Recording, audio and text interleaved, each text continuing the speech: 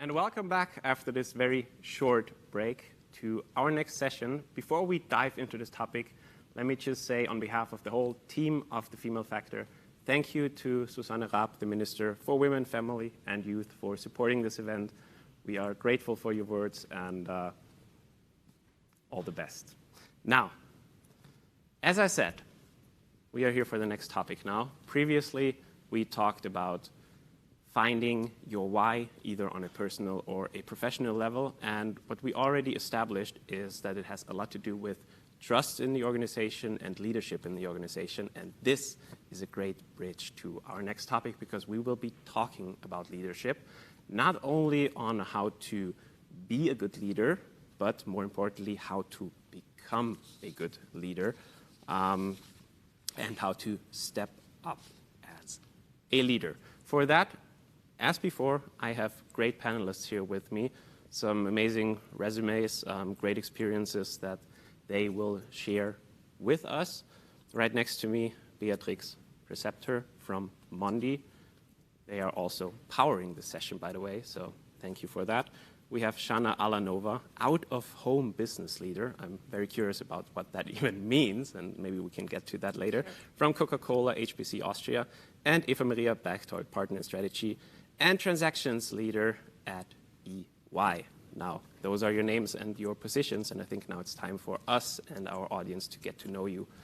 Maybe also a little bit on the personal level, so I would like to start with you, Beatrix. Tell us a little bit about yourself, why you are here today. What kind of experiences did you have in becoming a leader? And by the way, this is just a short intro. I will ask more questions later. Okay. Yeah, so why am I here? First of all, thank you for having me here. And actually, I thought about this question when I was driving here. I'm here because I would like to encourage much more young women to jump into this journey of becoming a leader. It's a very challenging but also very satisfying journey, and honestly I think we are, especially in the way we are socialized, young women don't get that from the beginning, and if we can support by sharing our experience, that would be really great. And I personally started with my first leadership role with 23 years. I was thrown in the water and I learned to swim, and it was the start of an amazing journey. I'm glad you survived that fall into the water, and we will talk about that later, because I'm also very interested in this topic. Now, Zhanna, first of all, what is an out-of-home business leader? So out-of-home business leader is a leadership responsibility over the wholesales, cash and carries, and everything which is more or less consumed out of home. So not when you buy the goods and bring you home, and for example, in a restaurant. So my customers are cash and carries, wholesalers, but also HoReCa key accounts that I'm responsible for in Austria. Okay, so it had nothing to do with home office. Well, home office is the new reality, I think, especially nowadays. And I'm honestly saying very thankful to our company that we had this opportunity in this very challenging environment. And we learned that it worked out. And even now we are adjusting our policy to enable even more home working environment. Maybe this is also a topic that we can dive a little bit deeper later, because I'm assuming that leadership changes when you are not sitting face to face with your coworkers. But before we do that, last but not least, Eva-Maria, welcome that you are here. As before, please tell our audience a little bit about yourself. I'm here because you invited me, so thank you for having me. It was not me, by the way. Yeah, but I think with more than 20 years of Ernst & Young as an advisor, I have to say something. I have made a lot of experiences, which I want to share also, and I think this is one of our tasks. To share it. I have been helped, and I want to give something to youngers as well. Great. Now, before we start with the topic, just a quick reminder to our audience, we will do the same as before. We will start out by talking about, something that I have prepared, but this panel obviously is not about me, but about you, so you will have the chance as well to submit your questions that we will talk about in the end. So please, as before, take that opportunity, because it's really all about you getting the most value out of these sessions.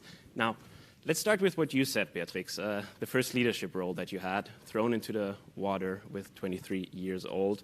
How did you get that role, and how did you learn to swim? Well, let's start with the first question. So how did I get that role? I was really lucky to have, at that time, a boss who coached me, who mentored me, and who promoted me. So I followed him already as a team lead in the first role, and when he then left his next role, he actually proposed me to follow him. So it was a bit of coincidence, a bit of mentoring, and I had basically one day to decide whether I want to move from Austria to Hungary and to be part of a leadership team of a plant in a new built plant from Philips at that time. The reason why I say I was thrown in the water is because I had actually no idea about what's going to expect me there. So half of the team was double age of me, and they, of course, most of them spoke mainly Hungarian. I didn't speak a word. It's a very hard language, I learned. That was very interesting, and but I have to admit, for me, it was such an exciting moment to be able to take over a leadership role, to have an impact, to sort of shape a strategy and move on, that I didn't even think a lot about it, and I think maybe that was the healthy part of it. And and when I came then there, it was a very tearful experience as well, because in many cases I really didn't have any solutions. But what it really taught me is that you have to find your own style. You need to find how to lead people in a way that it fits to yourself and that it fits to your values. And what I learned there is that I'm not a hierarchical person. Anyhow, it wouldn't have made sense, because if half the people are men double age of yourself, I could jump around in front of them and they wouldn't take me serious. So I had to find a way to get them to follow me, my ideas, our common objectives, by bringing them on my side and making them believe, trust, and trusting me and following our common journey. And I think that has very strongly impacted my leadership understanding going forward. So basically, it was a lot of learning by doing and making sure that the people you work with also understand the vision, understand the why of why they are doing it, which, by the way, for our viewers, is exactly what we talked about before. Obviously, leadership is also something that some people say can learn theoretically in university, in MBA programs, whatsoever. In reality, most of the time, it will be by learning by doing. How did you see that? What are your experiences? Did your education really prepare you for your first leadership role? Clear no. Clear no on this. Similar experience. I just got thrown into it. I took my tax advisor exam and said, I'm getting bored, I need a new challenge. So I said, let's go to Prague and spent 2.5 years in Prague. There I was sort of, as the expert, one of the managers who suddenly was put into a role to guide the Czech teams, not on the local audits, but on the international, and to have the relation to the international clients. So suddenly I had to switch from the execution role into the leading role. And sort of one of what I learned is anything you have to listen to others, watch them, what they do, and then just try and just step out of your comfort zone and take a risk as well. Zhanna, what was your first experience in a leadership role? Do you have similar stories to tell then? Yes, a little bit different story from my side, because actually one of my first jobs before I joined Henkel was interpreting. And at that time, I realized that it's not what exactly I want, because I want to participate actively. And that was the moment when I realized I want to do something with an impact. And then I was thinking, what could this be? What could be my vision? How can I get closer to this vision? So I have pictured myself what could be the path to this vision, and I step by step got into this role, and I was very lucky to have very excellent role models that I could learn. but also from some of the other managers that I learned also the other things that what I don't want to be. But this is something that you, of course, can learn throughout the life. I think this is a very crucial point that you mentioned here, this whole concept of mentoring, because obviously it's easier to learn how to swim if somebody tells you, well, move your arms and not drown.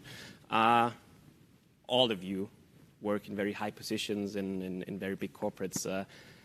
Can you tell us a little bit insights on how that works in your companies? What do you do on a daily level to teach the next generation of leaders, to mentor them, to guide them? I think we have you have to see two aspects of it. There is a personal view from my side, or from every female leader, or from leaders who do that on a personal level, and I try to really do that for many people. Just be open to help, and there are structural programs. At Mondi, we have a mentoring program already since years, and now more and more we are also focusing on specifically providing mentoring for young female colleagues to support them. Honestly speaking, I would be interested, the mentors, were they female or role models? Were they female or were they male? Both. Okay, so you're lucky. I was a lucky person.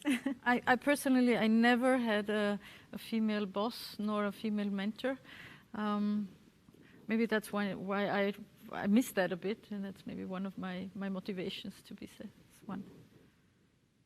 Would you say, as a person who received both sides, what is the main difference for you as a woman in having a female mentor compared to a male mentor?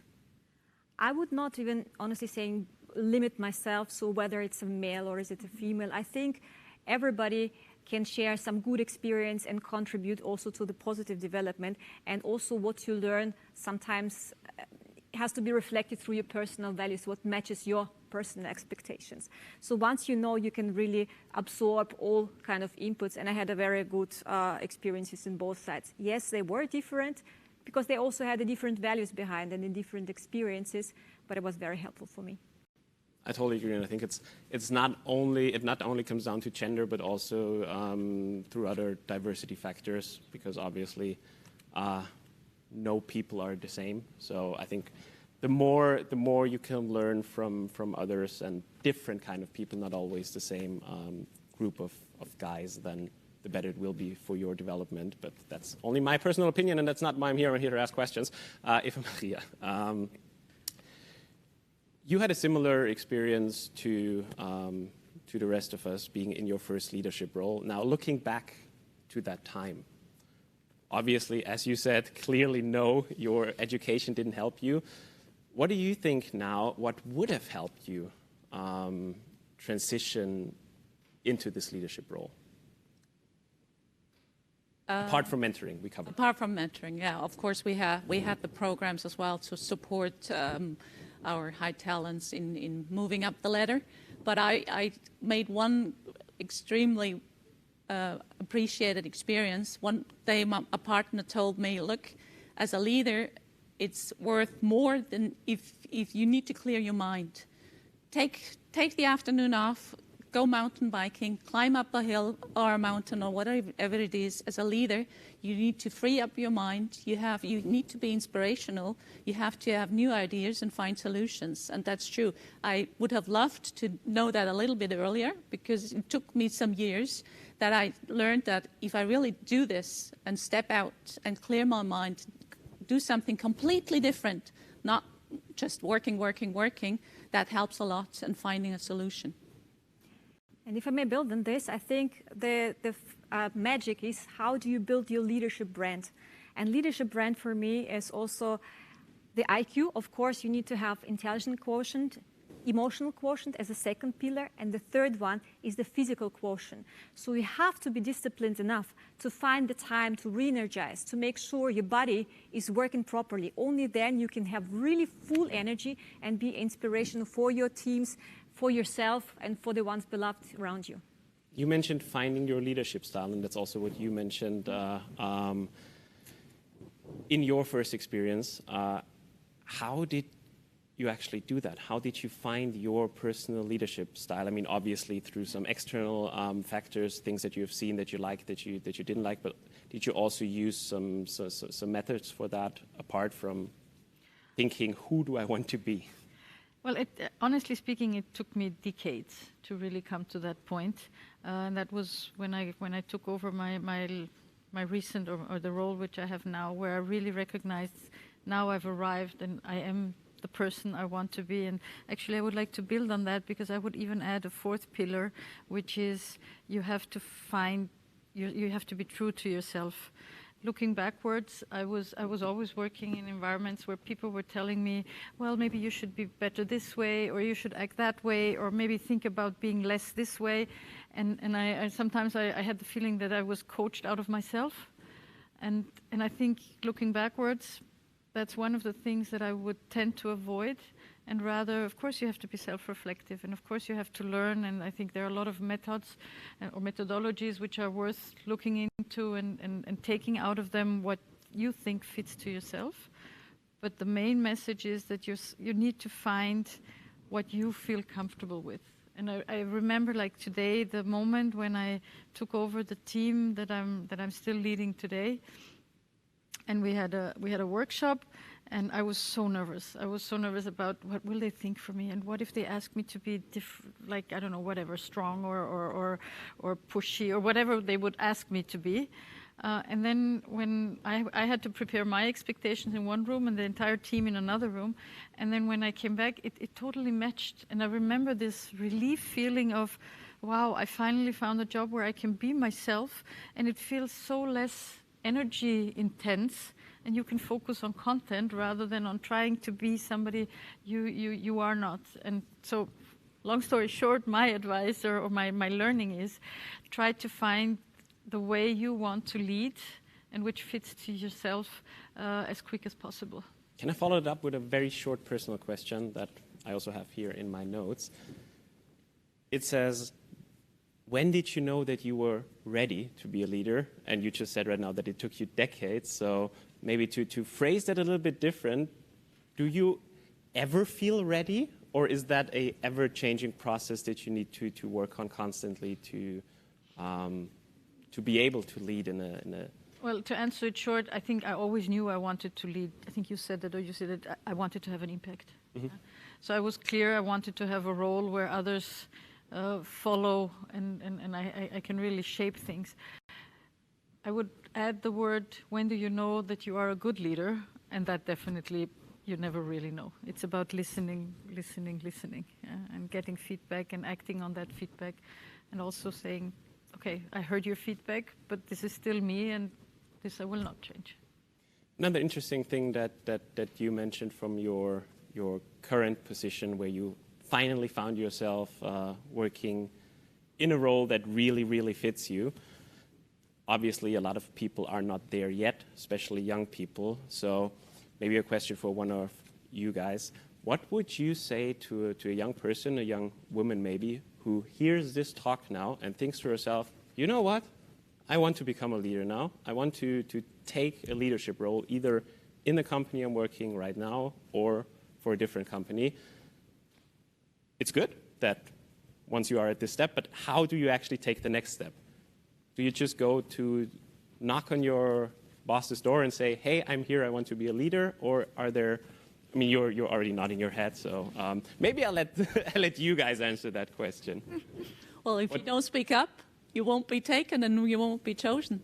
So therefore, I mean, first above all, yeah, if you say, I want to become a leader, and it was also always my goal to become a partner at TY, and if you need to step out of that comfort zone, so therefore speak up. And of course, a lot of work. It's hard work to get to the top. It's nothing you get as a present from some house, so everything is there. And be self-confident enough that you can do it. Don't think the others are better or something, so just say, yeah, I'm good enough to do it, and don't have doubts in yourself. By the way, before I let you answer the same question, I have to do a little advertising. The next panel will be about overcoming the imposter syndrome, and I really think this can help here as well. So stay tuned. Now back to you, Zhanna. Good. Also building on that, I would like to say that lead is a verb. Therein implies it has to be connected with an action behind. And there should be a clear sense of responsibility of the young future leaders. I have to do something about this. It has to be about visibility and daring, stepping out of your comfort zone, but also thinking, what critical experiences do I need to collect? Whom I can learn from? Networking. From networking, you can learn so much, and I think we should be also more disciplined to put the networking as a part of our routines and agenda. And then I think definitely having the visibility and action plan and discipline, this will work out. Is there something you can do, because you said it's a verb, something that you can do to prepare yourself for a leadership role? Absolutely. It's starting with understanding your personal values. What's your mission? What's your vision? What you stand for? What kind of experience you need to collect? How can I become more visible? And how can I become on this radar visible? And it has to be also connected with some clear actions behind. And this is something that everybody can work upon. And then, of course, the world is big, the choice is there. But if you work hard, I think all the efforts in the end will be rewarded. I mean, you start networking when you go to school, basically. You start to take the first action in building a friendship, and that goes on and goes on, and later on you build on that network. As promised, I will take some questions from the audience now, and I don't know if I'm supposed to say who the question is from, and I will do that just now because it is shown to me on my beautiful Samsung tablet. The first question is from Hannah to Beatrix. Have there been moments where you shockingly realized the lack of diversity in leadership?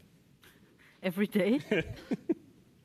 I have to admit that it's actually, the older I get and the more time and energy I personally also invest into changing this, the more I really get fed up with the situation. And if I have today, sometimes, far too often, I'm still the only woman in a meeting, I'm still the only woman at the table, and I honestly, I'm shocked and I hate it. So we still have, I think it's changing. It depends also on the industry and on the area where we are working. I also think we have a huge momentum as women. So if you want to be a leader and if you have the ambition, do it now, because there is a strong pull for females. But I'm constantly, I wouldn't say shocked because I got used to it, but it's sad that we still have such a long way in front of us. That's the sad part. When you're not even shocked anymore, then yes, that's true. Yeah. I want to grab this now because I totally agree with what you said, and I fucking hate it as well. So that's why I want to open Pandora's box now, even though I was told not to.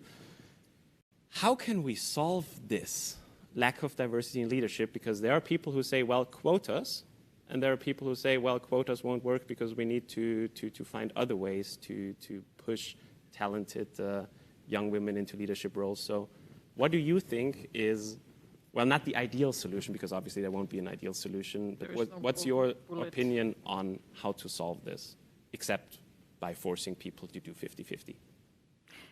I don't think there is a golden bullet. I think it's a huge measure of a huge number of different measures, and a very, very important one is to create the climate and a mindset and a culture where, this inclusion part, which is extremely important. And diversity is not only gender specific; it's about different thoughts, different personalities, different approaches, and unless you create a mindset and a way to behave with each other where other people feel valued and heard for whatever opinion they have, as long as it's brought in a respectful way.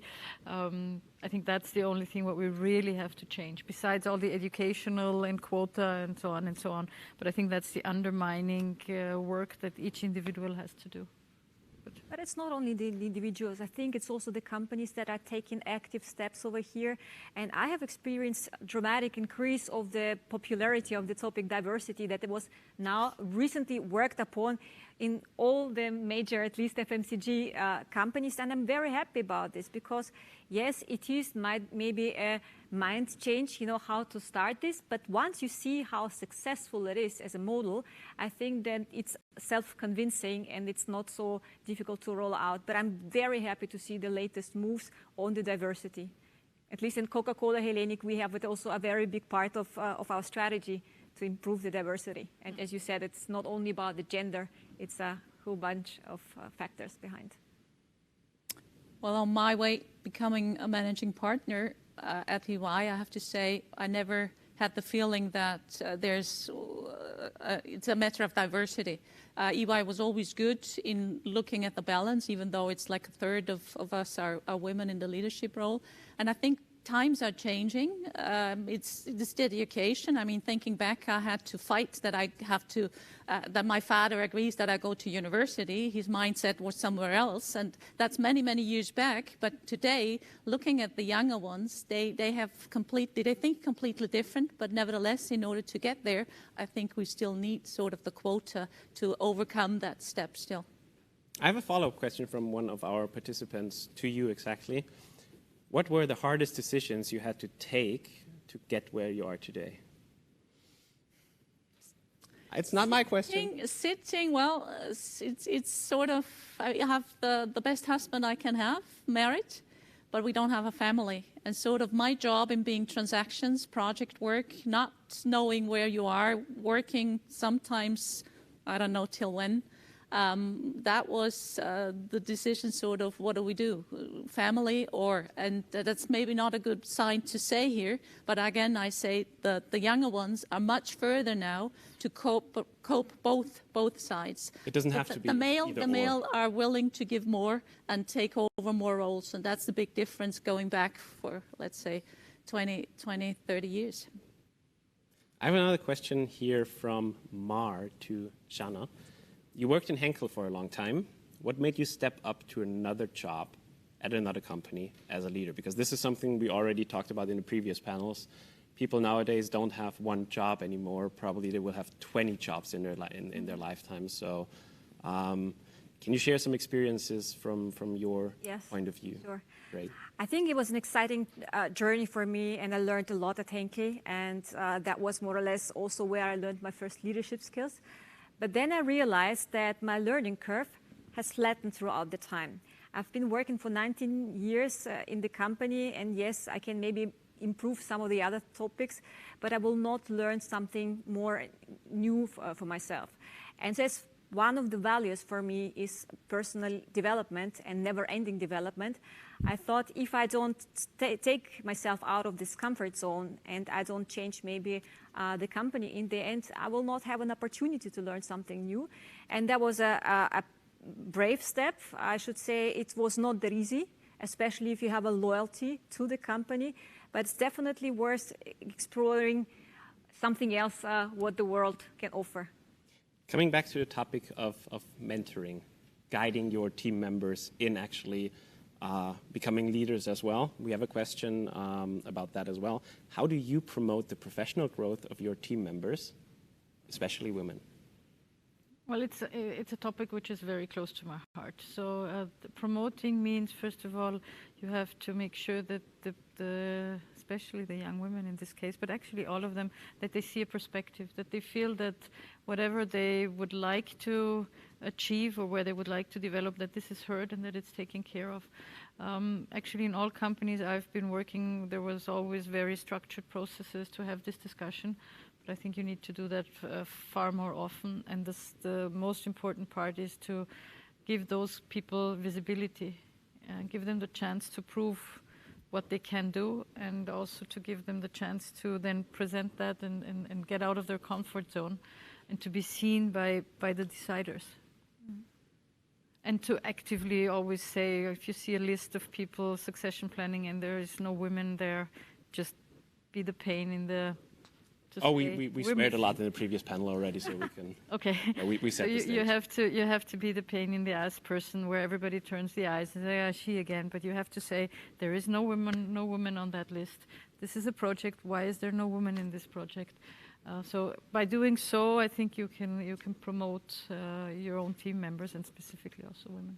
I want to come back to something that you previously mentioned, the mixture between family, having a family, not having a family, and becoming or being a leader. Very good question here from Karina.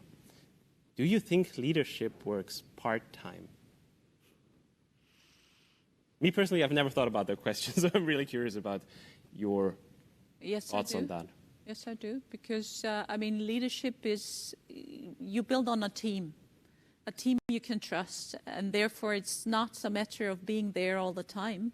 It's a matter of having a team and setting rules, going into debate and discussing things. I prefer rather the democratic leadership style in a way, but that's nothing where you're bound to. Of course, you need to be reachable. That's for sure, and I think it's the most difficult thing to have both. But nevertheless, it's of course clear yes. I would like to just add an example. One of our most successful plants at Mondi is led by a lady, and she works since when both her child were born. She works part-time, and it works perfectly fine. Exactly like you said, she has a great team, and it's well organized. I just think you need to be organized. I mean, I have 3 children, and you need a network, and you need to be organized. But then it works, and you can have it. I have 1 kid only, and I'm scared now. So. I'm guessing you also agree, working part-time leader. Yes, and we also have good experiences at Coca-Cola, but not only the women, but also the men sometimes work part-time. And I think the leadership is not about the time that you work, but what is the messages? How do you inspire your team? How do you lead the team? And this is not quantified in the number of hours that you sit in front of your desk, but it's rather about the attitude and the vision that you can give to the team. One thing I want to come back to from the beginning, where we talked about working from home, especially in these times. What helps you motivate your team members on a daily basis when everyone is sitting in front of their computers? I think one of the greatest things to motivate is to show a joint vision, where we want to be, what is the role of each and every one, and of course to keep a personal contact. And it starts with the small things like turning the camera on, having some routines, explaining the big picture. And then if everybody understands what the role he or she is playing, then it's of course easier to motivate. Celebrating smaller successes, that's also important. It is definitely a challenge, and we had to learn how to work in this new environment, when all the corridor talks were not possible from one day to the other.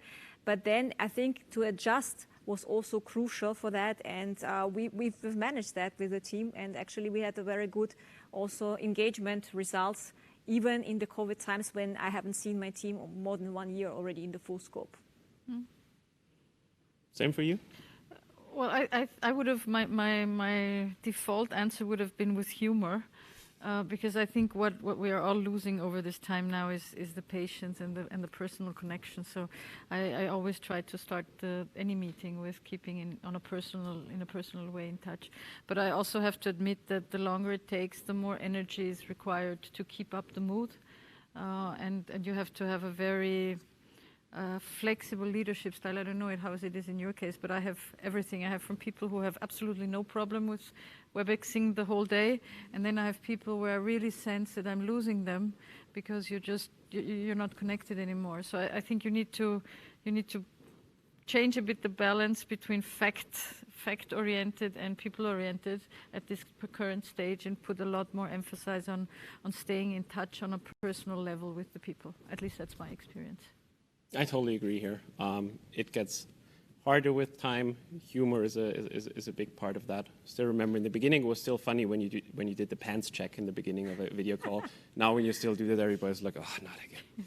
But yeah. I think it's also very individual. As you said correctly, one person needs more care and more attention. The other feels fully fine with this. So getting the sense which kind of team member needs what kind of attention and care, I think is also to decide for the leaders to overcome this challenging period. Again, what helps here is have your mentor hierarchy, then saying, you are the counselor of this, stay connected, try to be in touch on a regular basis. I mean, it's not up to us leaders to connect with everyone. We can't do that. But overall, I have to say I'm fed up in the meantime. I see that the team is losing the patience, and hopefully it's changing soon. We have 5 minutes left, so probably we have time for 2 more questions. One, because apparently it's super, super important to our attendees, mentoring. How did you actually find a good mentor? I know we're ending with the really hard questions here. Any advice on that? I just have chosen them. It's luck when you meet the right people, but the mentors that I would now, looking backwards, specify as mentors were either colleagues or peers, or sometimes also a boss, and it was sort of it came into this relationship of mentorship because I sort of asked for it, or because the other person was willing to work on it. So I think it's just about, if you see somebody from whom you think you can learn, just be bold and build a relationship. Yeah, absolutely the same thing here. So I have approached myself, and it was not like that, okay, can I please apply for the mentorship here? It was rather an exchange of the experiences, and if you see that this is a person is a role model and you can learn a lot, then it's up to you to establish the contact, to keep it up to date, and then both, I think, benefit on this. I would say you need to find a person with whom you can speak very, very openly, so you don't lose your face if you say something wrong.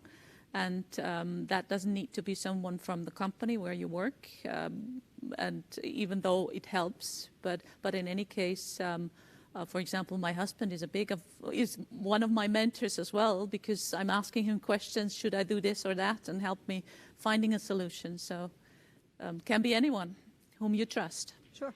And there are also some great programs, by the way, like the mentoring program from the Female Factor. I'm not getting paid to do that, I think. Can I? No. Final question, because that will directly lead us to our next panel. Something you mentioned. You need to be the pain in the ass, especially as a woman. You need to push these topics. You need to, well, not care what the others think of you. If you do that, how can you overcome that? Because I'm assuming, and basically it's not really, in my opinion, it doesn't really have to do something with being a man or a woman. I would feel the same way. If I'm saying, okay, I want to be a leader now, and I have to be a pain in the ass, my next thought would be, oh, but I'm scared. I'm scared what the others will think of me. So how can you overcome that? Well, I think the last thing I want to give as a message is you shouldn't listen and you just go like a railway your own way, because then you are not a good leader. I think what you need to do is you need to make sure that you know how, like you said, you need to know your values, you need to know how I want and how I am able to lead, and this you should defend up to a certain point in time by being a pain in the ass. But you should always be open for self-reflection and for feedback, because at the end of the day, if you think yourself you're a good leader but nobody follows you, there might be a misperception between your own view and the external view. Yeah. Stay open. And I mean, the younger generation is different. Stay open, adapt, and learn. It's never too late. I mean, we are in changing times with all the digitalization and everything. My job is changing completely. Don't think you have to do everything yourself. And yeah, just do it. Zhanna, your last advice to our participants. So my last advice to the participant, lead is a verb. Think what you can do to proactively shape the path to your vision, and take the critical experience, leverage the mentorships, use the role models to get there. But it's a verb. Oh, those are great last words. Thank you so much. Thank you to Beatrix and Eva-Maria as well. This brings us to the end of this session. As previously, we have defined many things. Most importantly, be bold and do it. It's a verb. And if you're still afraid, thinking to yourself, well, can I even do this, or do I feel like a complete imposter? Well, then stay tuned for our next session where we talk exactly about this. With that being said, thank you so much for joining. Thank you to Mondi for powering the session, and see you guys soon.